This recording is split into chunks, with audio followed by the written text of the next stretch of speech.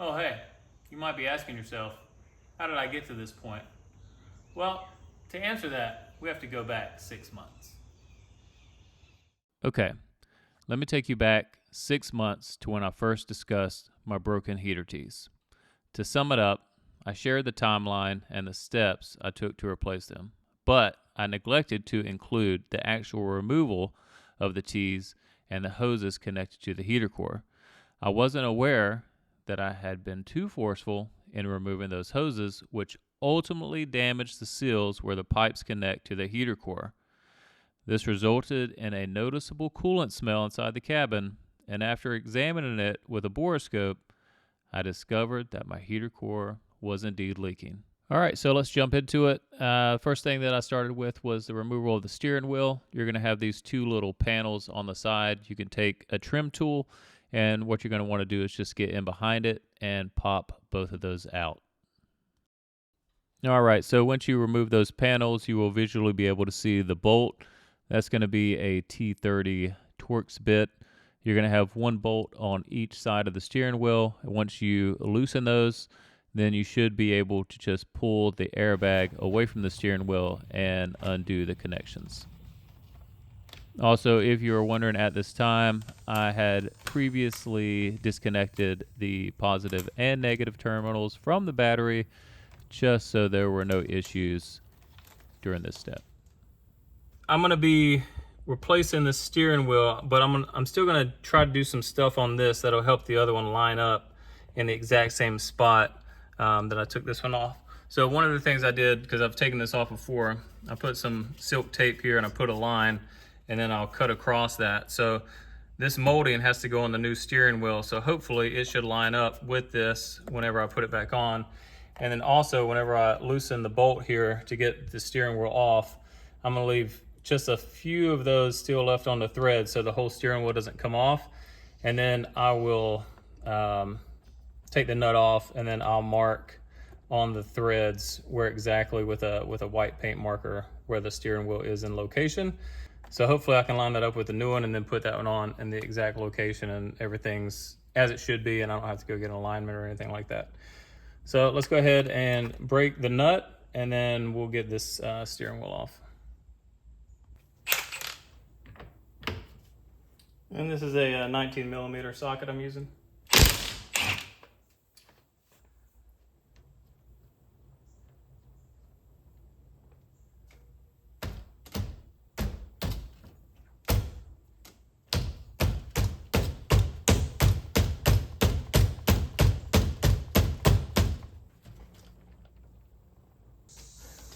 All right, so finally after a lot of pounding with my dead blow hammer, I was able to finally get it off. I did mark here and where it lines up with the center there, so hopefully I can line that up with the new steering wheel that I'm gonna be putting in here. As you can see, all the kind of wood grain starting to come off and I've gotten splinters from this, so I just wanted to put something in that looks a lot better and I won't have to worry about injuring myself. All right, so next we're gonna go ahead and start taking off these covers and go from there. I actually forgot to record taking these covers off, but it's pretty simple. You have two Phillips head screws right there in front of you, and you have one coming from underneath. Once you undo those three Phillips heads, you can just pull those two covers apart from each other and then take them off from the column. All right, now we're going to move on to the center console. As you see, we have some Phillips head screws here. We're going to have to take out this piece, which is pretty easy. It's just held in by clips. We will have to take that little knob off. It just twists off. And then down here, I believe these are 4 10 millimeter bolts. So we're going to take those out as well. So we're going to get that out, these Phillips screws out, take that out, and then see where we're at after that and what else might need to be unscrewed or taken off.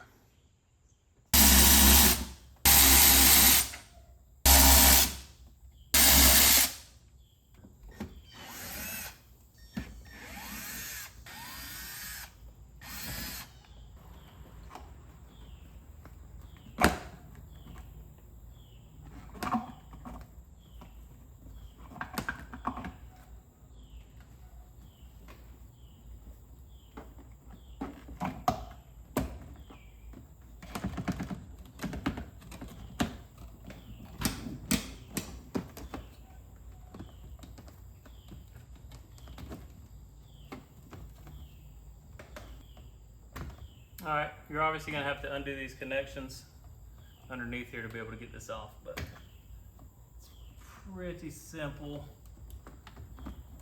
and they're decently accessible.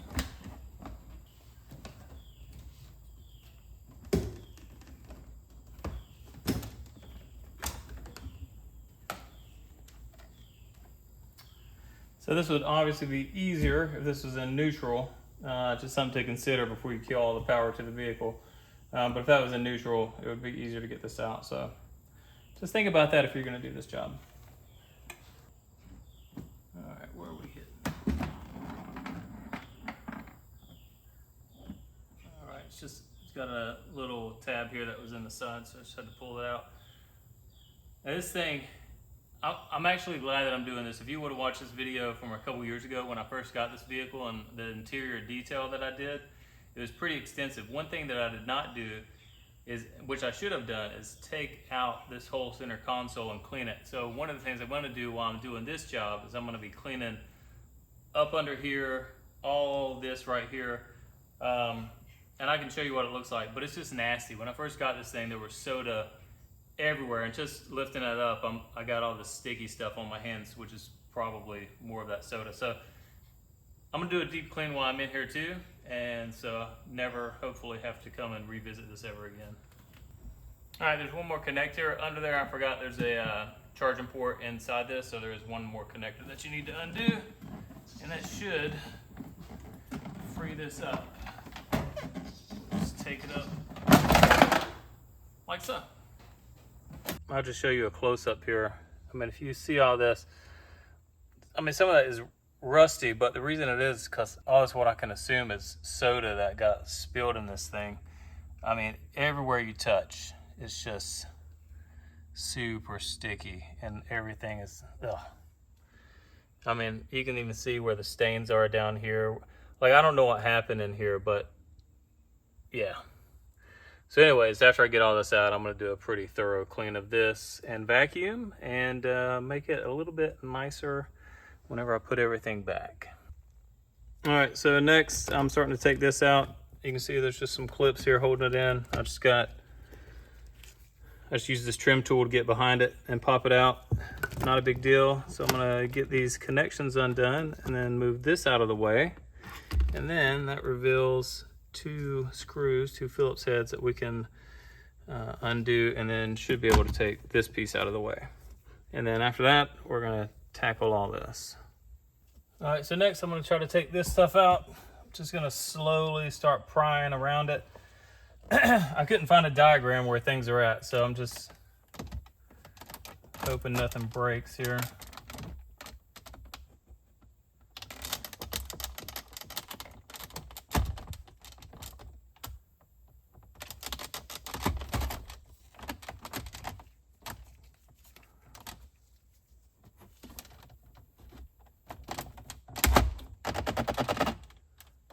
I'm sure there's going to be a lot of connections back here that I have to undo. All right. Ah, that wasn't bad at all. All right, so let's undo these connections and get this piece out of the way. All right, so we got all that out. I don't see anything else that we can really take out or that's connected right now.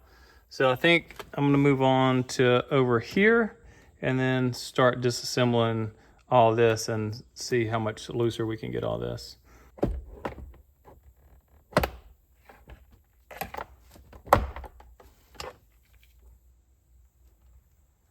So there's these two little tabs here on each side. They got little things that you can squeeze in to push them in, but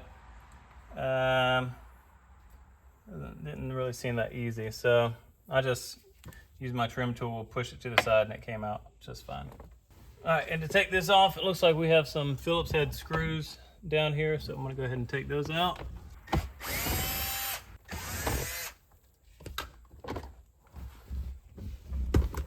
All right, so it looks like we got a 10 here, and we got some more Phillips heads. So we're just gonna keep doing things as we see it and see where that gets us. Oh, there's another one right there I missed.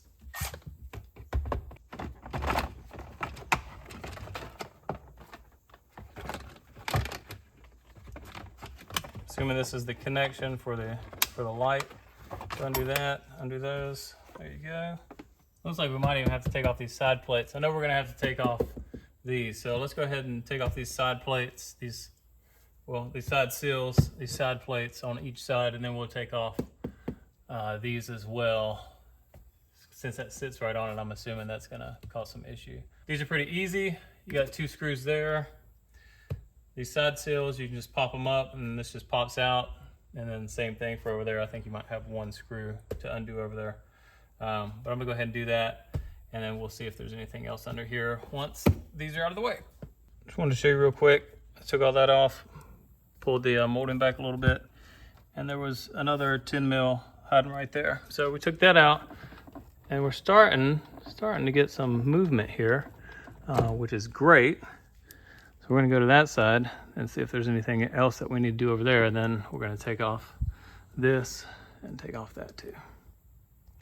All right, so I took off this side. There's a 10 mil and a Phillips head on this side. Remove the trim. And then now I'm just pulling back and it's exposing quite a bit. So there's there's cables, a lot of stuff that needs to be unplugged here. All right, well, that wasn't too bad. So you just pull, it's all held in with tabs. So now comes the process of unhooking all this. It's gonna be much fun. All right, well, I'll unhook all this, take pictures, and bring you back when this is out of the way. All right, I've got that unhooked. I didn't pull these because that's the latch for the hood and the fuel door, so I'm just gonna leave all that alone. It's far enough in the floor where I think that'll be fine and it's tucked away. So now I guess we're gonna remove this, and I really don't know if this is how Lexus did it or not, but you got T30 right here, and you got 10 millimeter down there. So I'm not sure if that's how Lexus did it, or when this thing got put together, they just lost bolts and then just found bolts. I'm not really sure. We're gonna take those 4 out, take this off, and then see where we're sitting after that. All right, so all this is out of the way. I think I'm gonna take the instrument panel out. Got some screws up there, and then a line right there. So go ahead and take that out and then see where we are after that. Getting closer though. All right, so instrument cluster is out, which reveals to us some more bolts that we have to take out. So we will pull those and then again see where we need to go from there. I don't know if this has to be dropped or not. I saw in a video, one of the few videos I saw of somebody replacing the heater core, that they disconnected this too and the whole thing was dropped. I don't know if we have to do that or not. If so, bolts are right there and right there to do it. I'm gonna go ahead and get those 2 out and then see what else. There's nothing else that's jumping out to me as far as any connections. So we'll get those 2 out and then see what else we have to undo. All right, so another thing I found to take off is this connection right here. There's one 10 millimeter, goes into there. It's gonna come out, kind of frees things up even more. Same thing on the other side. There's one down there at the bottom. It's a 10 mil. Undo that one. So I'm still looking for, it still seems stuck over here a little bit more. So I'm gonna start looking at some other things, see if I can start undoing some other bolts maybe that I haven't been able to see before, or just start undoing bolts in general and see what happens. Okay, so I came back over here to the passenger side. There were these 2 12 millimeters. One was right there, one was right there, and I undid them, and this side is a lot more free now. So I think we're getting close. Might still be some stuff in the center. I'm gonna keep messing, and I will come back once I've figured something out, and I'll let you know. Okay, so I took a break yesterday after getting to this point, because I was trying to take the dash off and it just wasn't coming. So if you see here, there's this piece of the wire and loom and it goes down there. There's no disconnection down there and it runs up here. So I was trying to figure out how can I take the dash off with the wiring loom, and it doesn't appear, at least to me right now, that that is possible. It seems that the only way to get the dash off is to separate it from the wire loom and leave that wiring loom in place. And specifically because of this, it's so tight, even if I was to get all these connections underneath the dash undone and then try to pull it, there's no way that I could get the dash off, because that wire loom, if it's still attached, it's just going to be too tight and it won't allow it any space to be removed. So it's going to be a little tedious, but it won't be that bad. So there's this black piece for the HVAC system that needs to be taken off. And then once this is taken off, I can get to these tabs right here, which are holding the wiring loom on, and they run all along the back and even on this side as well. And then there's some other connections. And these right here are what the display plugs into. So you just push from the back and they unhook right there. And then you got to push this out. And then there's some more Phillips head screws behind there. So I'm just going to take my time with this. I'm sure it's going to take a while, because like I said, you have to come in from behind. There's not a lot of space really from the window to here. So it's going to take a little bit, but I think I'll probably start on this side. There's a little more room, and then just work my way over. And then I'll bring you back, hopefully, when everything's disconnected, I'm ready to take this part of the dash out. All right, so I think we're at the point where we can try to take the dash out. I had to go behind there and take out the part that was part of the HVAC that was blocking where the wiring loom was at. I think I got all the screws and connections out, so I'm going to see if I can take it out now and then move on to whatever else we have to take out. Got that side.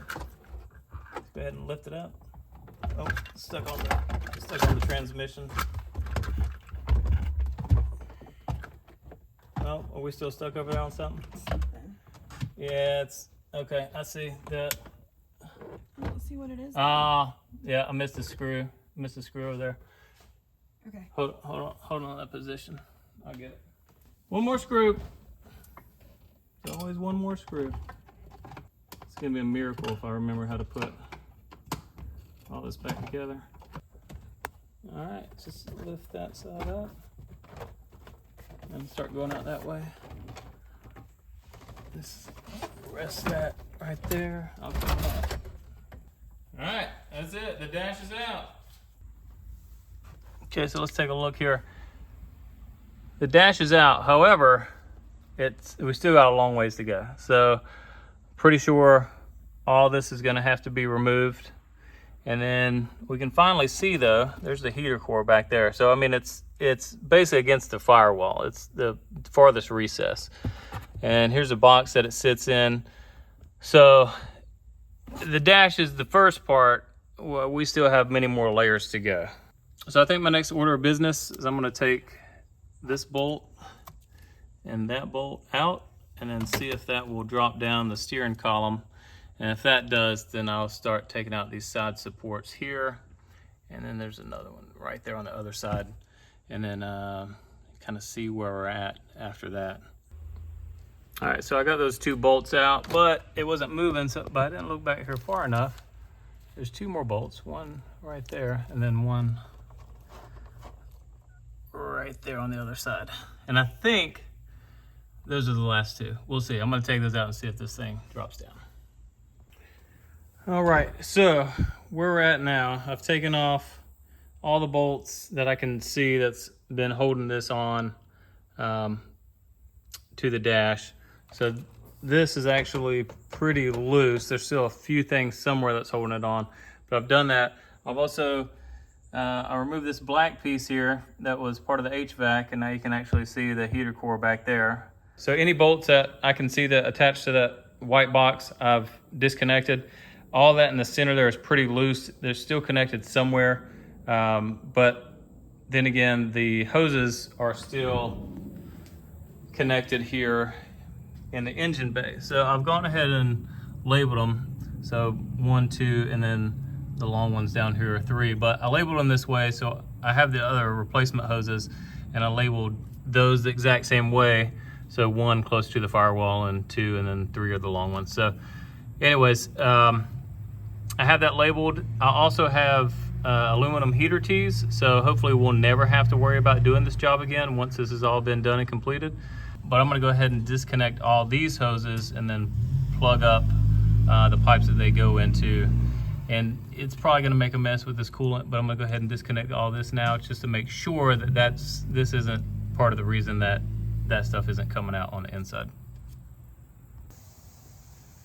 All right, I don't know if this is gonna be a top tip or not. If you're in the same boat as I am and you don't know how long this project is gonna take you, I decided to go ahead and cover the hoses or the pipes where the coolant hoses were attached to. So kids had some balloons, so I just put those over the top. So nothing should get in my coolant system. And then also, hopefully whenever I pull those through the cab, nothing's gonna leak into the cab. So just a little tip there if you have some balloons and might be sitting on this for a while, just throw those on. All right, so where we're at right now is I'm gonna try to take this bar out. I think I've gotten everything disconnected to it all the way across. This wiring loom was attached to this, and then this wire, whatever this does, it attaches into these little holes here. So you got these little ones that pop into these holes. That runs all the way along there underneath this big black wiring loom. So I'll just have to remember that whenever I put everything back in, that this goes on first and then that also attaches. But this attaches same way. They have these little pegs here and it just goes into these corresponding holes. So that's all that's holding that in. So I'm gonna disconnect that and see if I can take out this bar, which then should give us even more access to this whole box. And then I just gotta find out where the other connections are that's holding this in. I can't see any yet, so maybe getting this out of the way will kind of help with that. And then, so once I get that done, we'll come back and see if there's any other connections that we can find to get those boxes out of here and replace that heater core. All right, so this side over here seems pretty loose. This side here is actually connected to this. It's in there pretty tight. So this sits behind this, so this black piece obviously has to come out. I'm gonna undo these bolts up here. I think there's one underneath back there, but it doesn't look like we can get that out unless we take that out. All right, I'm not really sure where I left off the other day, but this is where we're at now. So I've taken the evaporator core out.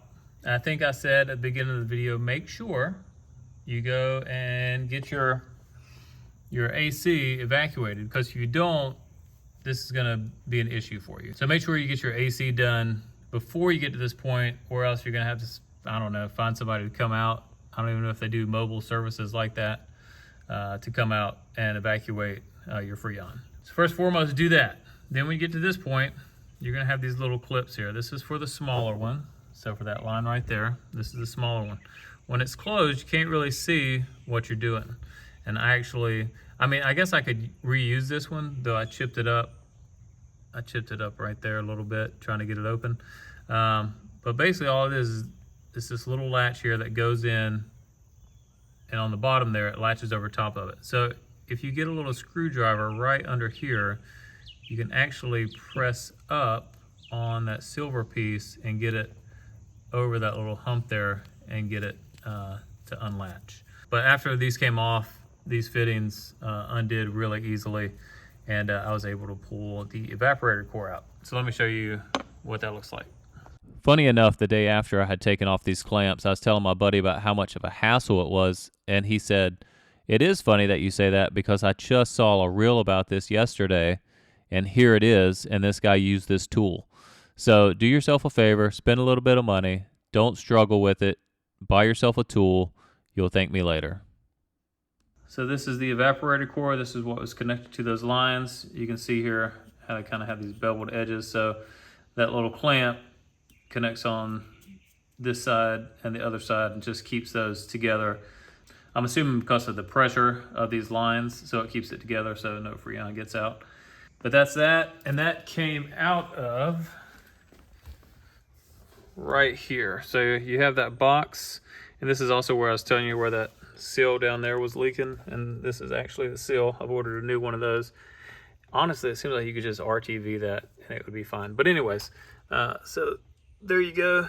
And that leads out into the engine bay. So once those are connected, the evaporator core easily came out. And now we have this box, and this box. They're all disconnected, but they're all connected to each other. So you can see they're kind of interconnected there, interconnected there. So this is where we're at right now. I'm gonna get some help. We might have to remove these two modules down here. So we might have to remove those just to make some more room down there at the bottom. But then we're gonna try to pull all this out and then kind of assess things and then put in a new heater core and then reassemble. All right, so coming in from the driver's side, we did have to take out that one bracket and module, and we are gonna have to take out this one as well. It's got 1, 2, 3, 35 Torx bit screws. Trying to get an extension right now with a ratchet, and then hopefully once that's gone, this should come out. Everything's moving pretty good right now. It just seems that it's getting stuck on that one bracket and module right there. So once we get that out, hopefully this comes out. Then we can assess things and then start putting things back together. All right, guys, so my neighbor came over and helped me out. I didn't get it on video, but as you can see, the box is completely gone with the heater core. Taking those two modules out right there was really all it took to get that out. So basically anything in the way has to be taken out. So that's done. The whole box and everything is over here. And we can take a better look at the heater core. Oh, spilling a little bit. But as you can see, it's right here at the top where it was starting to leak and then leak down. It didn't leak a lot in there, which is good. This is also an aftermarket piece, so that means that it has been replaced at some point in time. And here's the brand new one from Lexus/Toyota. I went and got this smoke tested today just to make sure that everything was good. I mean, it came directly from Lexus, but at the same time, I wanted to make sure before I put all this stuff back in there that there's no leak. So they smoke pressure tested it. There was nothing coming out of those top connections. So we should be good with that. There's a few more things that I have to order, and then I'm gonna put all of this back in the vehicle. This is where we're at right now. So we have the heater core installed. I have the bracket here. There was one that goes here, but is plastic. And I believe whenever I was putting on the heater tees, during that time, I was a little too rough on the hoses, and obviously the plastic was fragile from being so old. So anyways, it perished. I looked into getting a new one. It seems the only way that I could find a new one is to buy this whole unit here, which is like $900. So that's not gonna happen, and it didn't happen. So I found these. It's just kind of a 2-hose bracket. I bent it a little bit. If we go in here close, you can see that it is not touching the metal. It's close, but it's not touching the metal. And I put some old hose underneath as kind of like a little damper, so it's not touching the metal there either. So I think we should be good here, and that shouldn't rub or cause any friction, but putting these little rubber stoppers in here seems to hold it in place rather well. So that's the kind of the workaround that I've figured out for that. So that's really the last thing that I was trying to figure out for this. So I'm gonna go ahead and put this back into the vehicle, and I'm gonna start putting everything back together.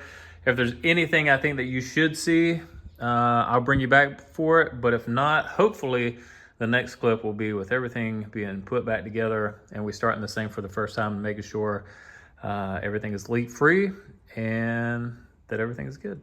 This is where the evaporator core lives. It has a seal here at the bottom. So if you're familiar with these, the seal goes bad over time and then it leaks into your floor. This is the seal that you need. Also, this is what goes around the 4x4, the high-low shifter. You can see all the junk that was spilled on this and how nasty it is. It's pretty disgusting. I ordered a new one. Looks nice and fresh. And the number for that is right here. It's just in case you ever want to replace yours. But that's where we're at right now. So I'm gonna take this off, put in the new seal, close that back up, and then start putting more of this back together in preparation for the dash to go back on. Here's just a little before and after. So this is what came out of the casing there for the evaporator core. You can see it's just old, very thin, obviously not doing a good job at sealing anything. And this is the newer one. You see it's nice and plump and ready to seal. So it's just a wear item over time. And if you see that leaking, more than likely, if it's leaking into your floorboard, more than likely this is the culprit here. Just gets old and brittle over time. They say that you can replace this without taking out the dashboard. It's a little more complicated. It is an option though, but if you're gonna be in here for the heater core, you're obviously gonna have to take this stuff apart and disconnect this anyway. So I'd go ahead and replace that with a brand new one and save yourself the hassle. All right, should be ready for the first startup. Got the new aluminum heater tees in, got everything connected. I tried to use the actual OEM clips for the back there, but I couldn't get them on. So I'm just reusing these. Hopefully it'll be tight enough. If it's not, I'll tighten it up a little bit more. But so I'm about to start it up. I'll be checking for any leaks here. Got the coolant ready to go. And got the brand new steering wheel in. I really like the way this thing looks and feels. Seats are all hooked up. Everything else is hooked up.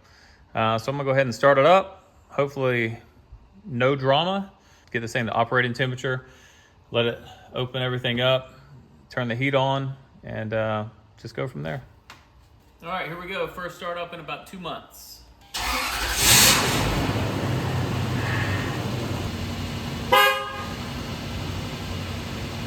All right, so far no drama on the dashboard. Everything's looking good.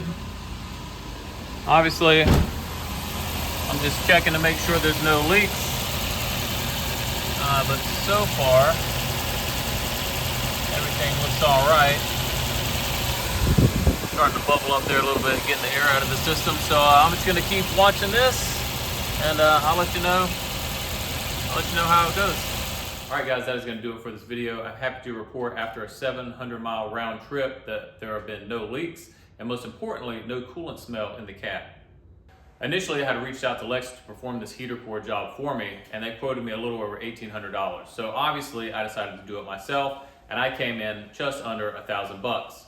That's with a new heater core, a new evaporator core, a new dryer desiccant, a new blower motor, and a whole bunch of other little items that I decided to replace while I was in there. Probably the biggest issue that I had throughout this whole job was itemizing and categorizing all the bolts and where they went. I did my best to take pictures of everything and then also label each bolt in a bag and where it was supposed to go back to. Unfortunately, after everything was put back together, I still had 4 bolts remaining. Now, as of right now, there are no creaks or rattles, so as long as that stays consistent, I'm happy, and I'm not gonna do any further investigation to where those bolts may have needed to go. If you guys like this video or found it helpful, please give the video a like. If you haven't already done so and you like LX content, please go ahead and subscribe to the channel. There's gonna be many more videos of the LX coming out in the near future.